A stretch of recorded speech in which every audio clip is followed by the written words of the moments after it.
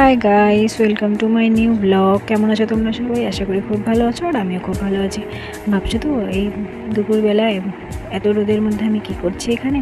আসলে তোমাদের সবাইকে আমি একটু চারিদিকটা, আমাদের বাড়ির পিছনে চারিদিকটা তোমাদেরকে একটু দেখাবো। পিছনের ভিউটা এত সুন্দর আসছে, কি বলবো। আর এই যে আমাদের কুচকুটা এখানে আছে, এই সবগুলোই আমাদের ধান ক্ষেত। ওই দেখছো ওইদিকে আমাদের চাপাতা বাগান, খুবই সুন্দর দেখতে। কিন্তু বাইরে বেশি আসা হয় না আর কি, বাইরে বের হই না, যদিও বেশি হঠাৎ আসি।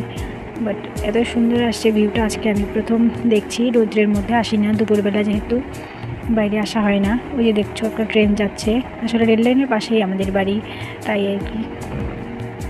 ওই যে একটা গেল, ওইদিকে আবার একটা আসছে, দেখতে খুবই ভালো লাগছে। ধান ক্ষেতের মধ্যে একদম চারিদিকে সবুজ, তার মধ্যে ট্রেন যাচ্ছে আসছে, খুবই ভালো লাগছে।